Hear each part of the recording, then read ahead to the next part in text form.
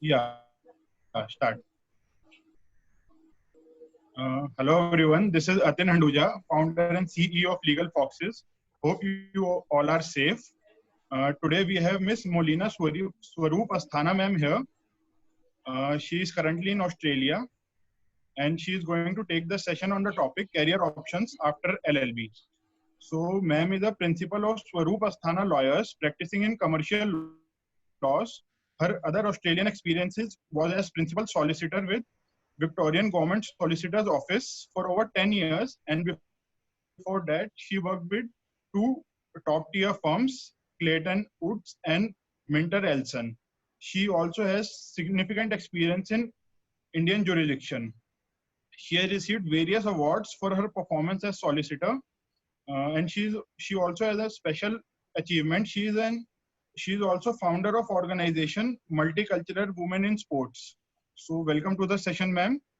Uh, Now you can start with your session. Over to you. Thank you so much. Good evening, everyone, and hope you are all keeping safe. We have we have less cases now in Australia, and I hope India's it will do well in the future as well. I want to thank firstly Legal Foxes for inviting me to speak, and thanks to all of you for attending as well. Whenever we start a session in Australia, we always do that by beginning by acknowledging the traditional owners of the land on which we meet, and I want to pay my respects to the elders past and present.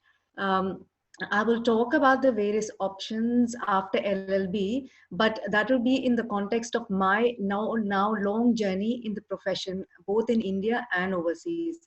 So it won't cover every possible option, but it will cover quite a few. And also some of my experience may be from a while ago, because I left Australia for Australia 16 years ago from India, but I've tried to pick up on points that are relevant even today and will be relevant for all of you hoping to practice in India, already practicing in India and overseas. So my background is that I come from a family of lawyers. I'm a third generation lawyer. My grandfather was a judge of the High Court of Allahabad, and he retired as the chief judge of the Lucknow bench. And his brother was the Solicitor General of India. My father is also a lawyer, and a lot of my uncles and cousins. So I'm third generation. My brother is also a lawyer. But I'm not sure, 100% sure that was the reason I became a lawyer. Initially, I wanted to do an MBA and take over an executive job. But eventually, so started with a BCom degree. And halfway through the degree, I realized I really wanted to do the legal, do an LLB and practice and start practicing. Maybe I was inspired by people in my family. So I then joined the LLB, the 3-year course from the law faculty of Delhi. During my time in LLB, that was a long time ago. I started in 1996. So and I think 1993. So I didn't really do any internships at that time. It wasn't the norm to do many internships either. And I probably, because I came from that family of lawyers, I thought I probably don't really need to do. So I concentrated on my studies, and I did some extracurricular with my when I was doing my LLB, but I didn't do that much. These days, of course, there's a lot more emphasis on doing the extracurriculars, and I encourage all of you to do that when you get an opportunity. So I started out in litigation in my father's firm, because he was of the view that I should come and work with him initially and then decide what I want to do. He is a litigating lawyer. He's got a small firm in the Supreme Court of India, and a chamber there as well. And because litigation is what I had seen in my family as well, I thought that'll be a good place to start. So I did join him, and I was with him for 3 years. I practiced in the Supreme Court of India and the High Court as well, High Court of Delhi. I love litigation, and I still think it's one of the most rewarding aspects of being a lawyer. It really gives you that thrill of, the appearance work is really rewarding in itself. Um, because I practiced in the higher courts, I did mostly appellate work there, and in the general practice area. So my father's practice consisted of a lot of property matters, land acquisition, government work, family law, sometimes very rarely, a retainer for quite a few companies. So I was helping him with all those matters. I was initially shadowing, and then I started doing my own work as well. And my father always told me that I should start practice in a court that I want to eventually practice in, because the culture of different courts is quite different. So if you start in a lower court and you want to stay there, the culture over there is very different. And if you want to practice in the highest court, it's absolutely different. So it's always preferable to start in the place you want to, because culturally, if you learn one way, it's very difficult to unlearn and learn another way. So that's how I started. In fact, it was quite daunting initially. I didn't. Obviously, I did not appear in the first. I tried not to appear in the first year. I was mainly seeking adjournments, doing small matters. But one day I was in the Supreme Court. I appeared before a judge for an adjournment, and he knew my family, and he said, why don't you argue? And I said, I'm not prepared. He said, that's not the right answer. You cannot say you're not prepared. And that was my first year. I was really scared, nervous, coming in front of a Supreme Court bench and arguing, but he insisted that I do, because he knew my family, and he said, you come from that family, you cannot not argue. So I had to argue. I knew the matter because I had prepared it. But these are the things. It was very daunting but really exciting as well, and that's how I started my career, and I really enjoyed it. I think some of the benefits of being in doing litigation is that it's like being the real lawyer. The one you see in movies, the one you really think of as a lawyer, is the one appearing in court. It's that satisfaction, the thrill. I still miss it because I've moved to commercial now. So that it's exciting, as I said. There's also more chances if you eventually want to become a judge or be elevated, become a senior counsel. If that's your dream, then litigation work is more likely to lead you towards that than a commercial corporate work or even in-house. Also, you have very interesting cases. So I worked on quite a few interesting cases. Some of them were public interest litigations some which my father was doing, which I assisted him in, and some that I did on my own, and they were reported in the newspaper. So one of them was an interesting one where the private schools in Delhi had hiked their fee unjustifiably without explaining what the reason was. So we challenged that. I was representing parents of some of the schools, and I had across me people like Salman Khurshid, really big lawyers, but the judges were, we eventually won the case, but it was really good. And the judges always used to grant me costs as well, he used to say, because I was a junior lawyer. So some of those experiences are just priceless. I think the public interest litigation, especially if you have a passion for human rights and you want to work with victims and you feel like you're making a contribution to community, then I think that's a really good area. You also get to work with some of the best lawyers, or you against them, as well as I did in some of the cases. So you can work with them as intern. You can do your internships with them. You can actually work with them as their juniors, or you can be working in some of their firms as well. So it's a good opportunity. Some of the topmost lawyers, of course, of India and around the world are the ones who are in litigation.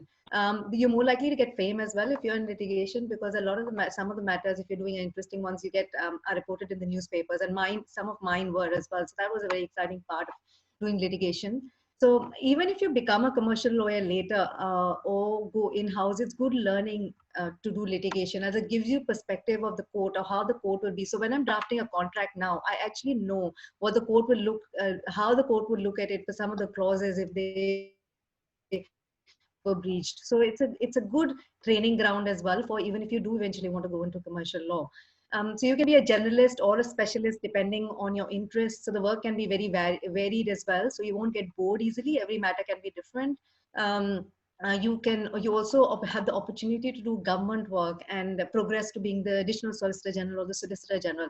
A lot of people do that these days. You are more likely to get government work, of course, if you're a litigating lawyer. Also, you can get into governing bodies like the bar councils, the bar associations, and others. So most of the people who are in there are from a litigation background.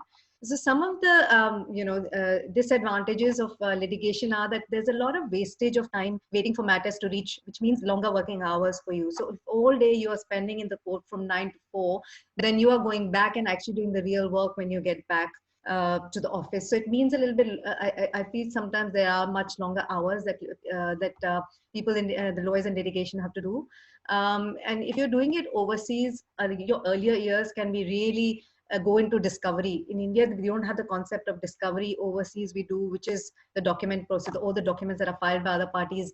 It can take sometimes years to just do that discovery work. And a lot of lawyers are just doing that kind of mundane work. It gets really boring in the beginning. Probably one of the reasons I didn't want to do it here in Australia. There's also a long gestation period in the litigation. In litigation, you don't necessarily earn much in the early years unless you're working for a big firm. My grandfather always used to say that you won't earn for 7 years, so don't worry too much about it. It used to be a noble profession. Mostly people from more affluent families used to do litigation because there was no, you didn't really earn that much earlier on. There's a story about the little pocket at the back of a gown. I don't know if you've noticed that when you wear your gown, when you go to the court, there's a little black pocket hanging at the back. That used to be actually a pocket where the clients could put in money for whatever they thought was reasonable as your fee. You were not supposed to ask. So it was a noble profession then. That's why you're not meant to, don't really earn that much. Now, of course, the things have changed. But when I started out, I didn't really earn very much in the first few years. And of course, there's hard work, long hours, as I already mentioned. They're not very easily, litigation skills are not that easily transferable if you're moving overseas. So when you go to overseas, the processes are different, the procedures are different. So you have to learn it all again. And it's not that easy to, with commercial, it's much easier to sort of transfer into overseas jurisdiction. Also, I just find, being a woman myself, that litigation is a very conservative and male-dominated area, and it's very hierarchical as well. There's all this hierarchy of seniors and then the juniors, and there some of the senior other lawyers and then juniors, and then really interns and things like that. I find quite conservative, and especially now having worked overseas, I'm not sure that's the best. Sometimes the best environment to work in, especially for women. Juniors also apparently get exploited sometimes by seniors. I didn't have to go through that because I was started with my father and my family was well known. But a lot of juniors are and they're asked to do a lot of work outside of their just legal jobs as well. So that can be a little bit.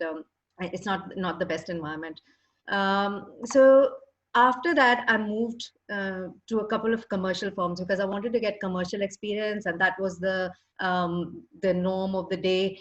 So one of the firms that I worked in was a boutique firm, which is quite a high-ranking firm now, Trilegal, and another was a mid-sized multidisciplinary firm, Surya and Company. So commercial law, as I said, was the in thing, and I thought that it was time for me to acquire those skills. So I was doing mergers and acquisitions, corporate advisory, working with foreign firms on due diligence, which was a really good experience because Trilegal had all that work because the partner, Akshay Jaitley, used to work overseas in one of the biggest law firms. So there was a lot of overseas work that came in, and it was very interesting to work with the foreign firms on that.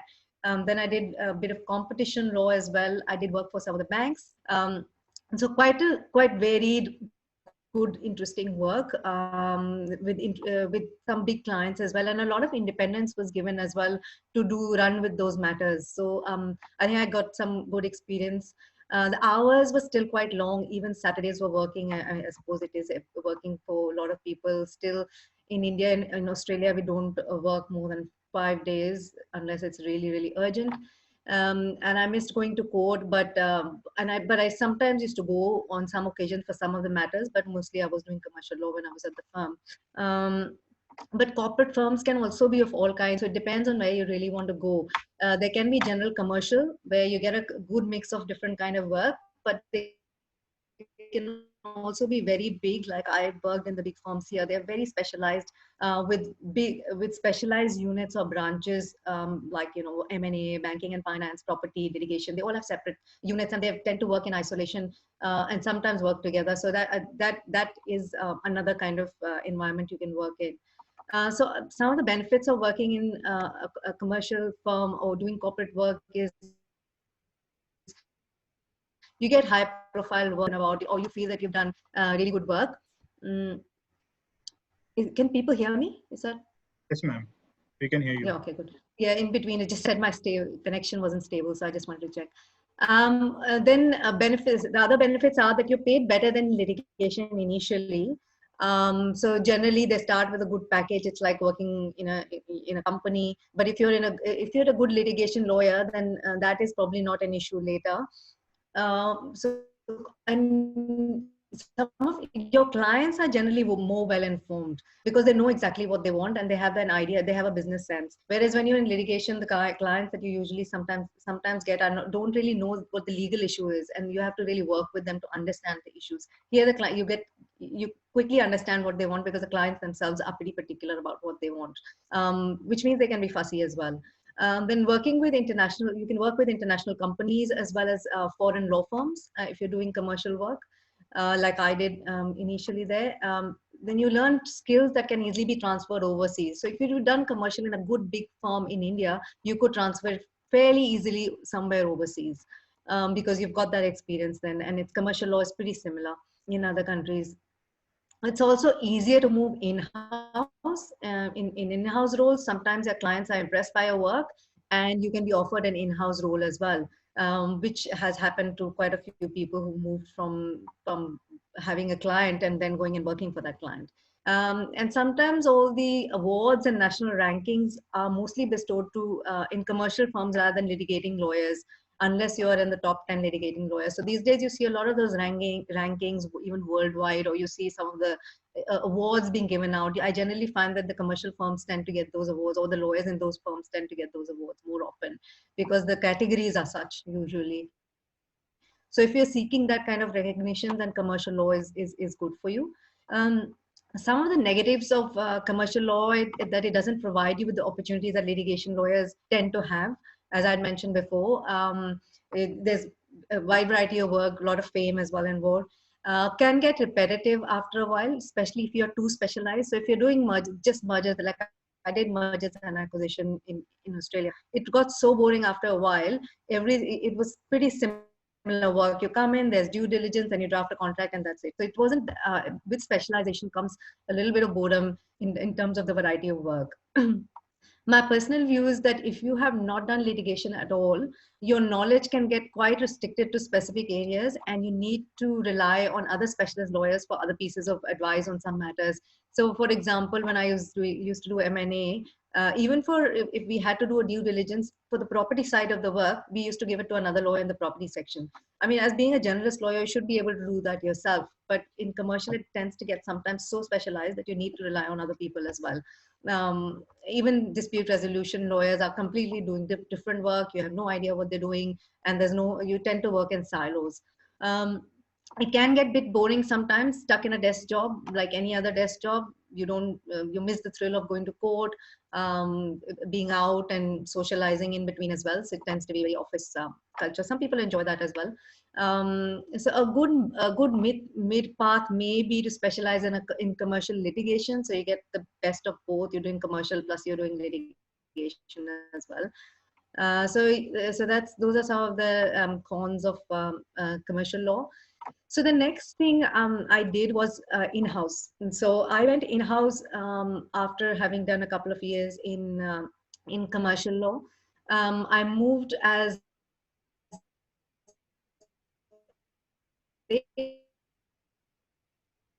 Ma'am, your voice is breaking. they were quite. Uh,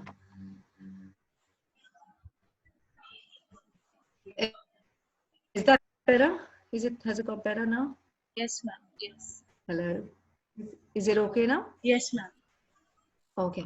So I worked in a top 100. So it was in the top 100 at that time. It had diversified businesses in 23 different areas. So I was the legal manager in the corporate office, looking after commercial area. Department was the legal and secretarial department. There were about 10 to 15 people in that department. Half of them were company secretaries and half of them were lawyers. So for the commercial side, there was only 2 lawyers, myself and my boss. We had quite a wide variety of work because, as you may recall, I don't know how well Escorts is doing now, but they manufacture tractors, but they were also into telecom. Then they went to publishing. They went into software development. They had a lot going on in the companies that they had, and I was looking at after all of that. So it was a really good experience at a high level. Used to deal directly with the chairman, Mr. Nanda, and his son Nikhil Nanda, who apparently that was a really interesting Bollywood connection because his mother is Ritu Nanda, who is Raj Kapoor's daughter. So she used to invite me usually, and sometimes our boss to settle her contracts at home. And I did the contract with Universal, I think it's a Penguin Publishing, for her book on her family. And she showed me so many of photos from her childhood, of her, the recently died actor Rishi Kapoor. And it was quite interesting working for that family as well, because there's a bit of mix of commercial and some Bollywood work. Um, a normal day looked like reviewing contracts, then meeting with various stakeholders in different departments. So, managers from different departments to come and discuss their matters with us, having lunch with the senior managers, and then we used to go for a half an hour walk around the corporate office, which was massive office. We were also working on an ISO certification. So we were the first ISO certified legal department in India. So that was quite an interesting task. We also created a lot of templates. And for different kind of commercial documents. And I used to sometimes work on some advisors as well. So that was how my role was. So the benefits were, there was a usually good pay, because you get a corporate package which is structured much better, where you get all kinds of allowances and things. So it was like working for any other company. So you get that advantage. So you also have the stability, because private firms, law firms, are not always bound by labor laws, because they cannot incorporate as companies, nor can they offer you corporate benefits in terms of pay and salary packaging. So in that sense, they were a little bit more stable. You had a proper contract that you worked under. So if you are working for a big group, then you get a good variety of work as well. Um, more autonomy, because you, especially at the higher level, you have a lot more independence to take decisions, and you learn a lot from making business decisions. I feel a good lawyer is one who has some business acumen as well, or can create some value for their clients, not just doing the legal work but creating commercial value. So that is something you learn from being in-house sometimes. um, you may be able to transfer to another company, you may be able to transfer to another department as well. Some people actually take the pathway of going down the managerial role sometimes. So I've seen lawyers who have actually become managers or general managers or even CEOs of big companies, because you already have the skill set. And if you get the managerial experience, then you can always do that. So that's a pathway, definite pathway as well, if you're interested. There's a little bit more work-life balance in companies, because you work like a company. You've got the 9 to 5 job. Sometimes, of course, lawyers who usually work harder than that, but it's still better than working in a private practice.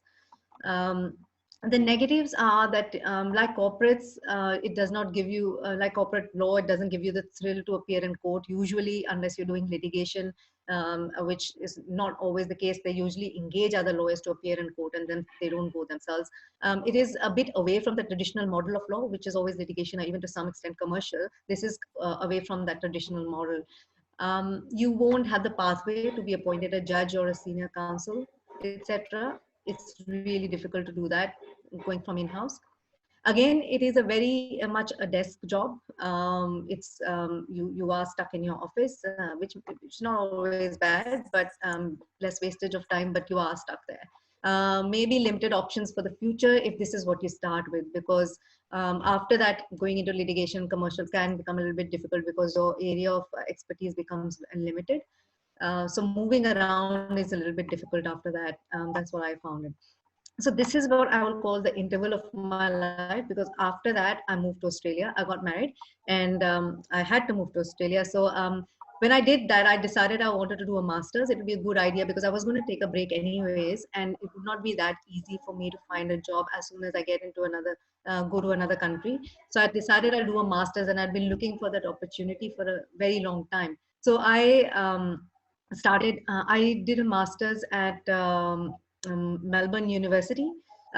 which is which is #1 university for law in Australia, and it's ranked in one of the top 10 in the world. So it is after Yale, Harvard, and all those others. It is right up there. It's it was the best experience of my life.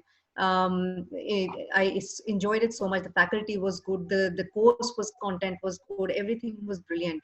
I would encourage everyone to do an LLM from overseas if you have the opportunity, but choose wisely, choose from a university that is really well ranked, because otherwise it's not of not much use.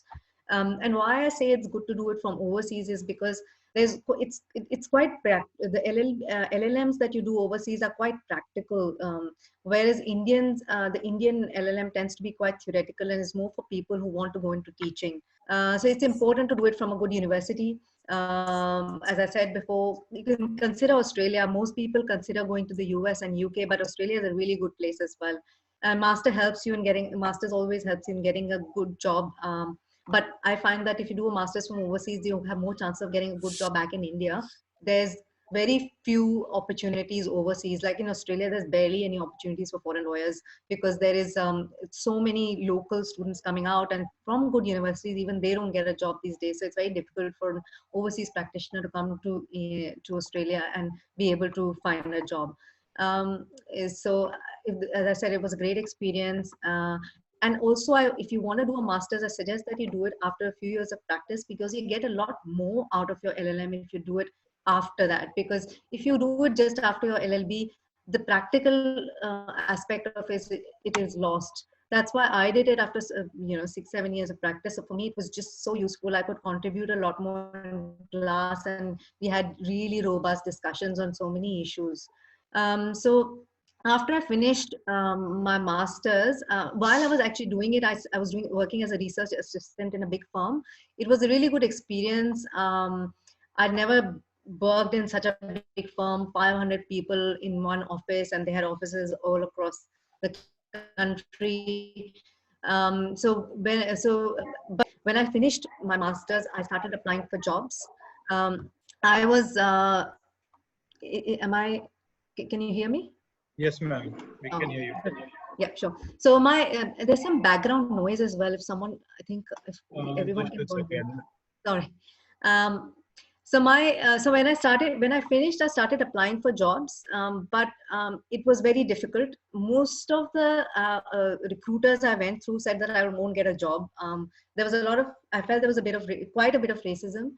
My experience was counted as nothing, and people even told me to change my stream of work, and they said even doctors are driving buses, overseas qualified doctors are driving buses, so you have no chance. But I was very keen to do it, so I didn't give up.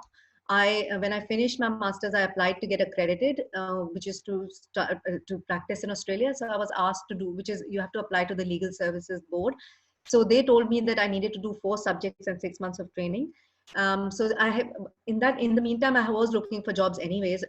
And because the recruiters were not helping me out, I found ways to go directly and talk to partners of big law firms through some of my contacts. And I went and told them my skill set, explained to them what value add I would bring to the organization. And I finally got a job at one of the top firms in Australia, Clayton Utz. It is the top 10. So I used that. So they said I could use my time there as training, and that I could also do the 4 subjects. They gave me time to do the 4 subjects as well.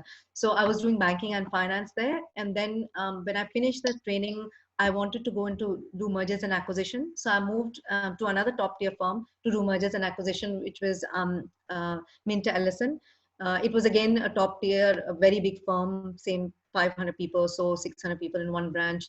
I had to start from scratch, as I did with being an intern at Clayton Utz, then but my next job was straight away within 6 months was at an associate level, which is 3 years experience. And because everyone realized that I already had the bit of background. After that, just some of the benefits of working at a big firm were that you get to experience that experience of working in top tierism is quite unique, because we don't usually see that in India. Very specialized, but it's also very commercial. Everyone's kind of it's not very collegiate either. Like in India, everyone's friends. You become friends the first day, second day. Here, it's very difficult, and because there's a little bit of racism as well, it's difficult. There's high level of it's the highest level of work though. International clients, very big corporates. It's very specialized, which can be both a positive and negative, as I've discussed before. It's also good for your CV, because initially if you come to working in an, you come and work in another, if you're going to another country to get a job, if you have on your CV that you work for these big firms, it's always a good thing. It's anyways good. Most of the law graduates from Australia are desperate to get into these big firms because that's their end goal of life. I always tell them that that's not, because they're not the healthiest places to work, but that's where everyone wants to be. You can transfer in anywhere in the world from with your experience from there. And it's also a very different work ethic, as I said, from compared to India formals. So it may work for some, not may not work for others. Some of the negatives were that it's too large and impersonal, as I'd mentioned before. People don't talk to you. They'll come and talk to you only when you have some work, and that's to know why you have the work. So it's inherently very competitive, especially for the younger lawyers. And as I mentioned, it was racist. Everyone wanted to talk about football or their beef or their steaks or their steak clubs or their the schools they grew up in, and the shows they watched, which I didn't have much of an idea about then. So it was kind of difficult to fit into that culture, especially being a person from overseas. And they're not very open to assimilating people. And as I said, specialized, which is both negative and positive. Then crazy work hours. Sometimes I used to work till, every day I used to work till 8, 9. There was always food there after 7, and there was taxi vouchers, but that's not an incentive. And 12 o'clock, sometimes overnight, sometimes if you're working on transactions, especially if you're in mergers and acquisition and banking and finance, really crazy hours. It very, as I said, cliquey and competitive culture. Nobody wants to talk to you. And it's not cliquey is for everyone, whether you're Australian or you're not, because everyone's competing with you to get that same amount of work so that they can get their billables up and look much better. There's a lot of mundane work as well, especially if you're a junior, like due diligence. You can spend hours and hours on that, or discovery if you're in litigation, which is not fun. So you don't get the meaty good jobs in the beginning. Now there's, as I said, pressure of billables. You always have the pressure of billables. I need to do this many hours, 8 hours every day you need to bill out to the clients, which means you have to do at least 10 to 11 hours because some of them will be non-billable work. So there's a lot of pressure on you all the time to perform. So I moved to the government after that because I just didn't enjoy working for these big firms. The culture wasn't fun. So I wanted some work-life balance as well, and I didn't enjoy the competitive and, as I said, the competitive nature of the firm. So I joined the commercial property and technology team at an organization, at the government body called the Victorian Government Solicitor's Office, and I stayed there for nearly 11 years.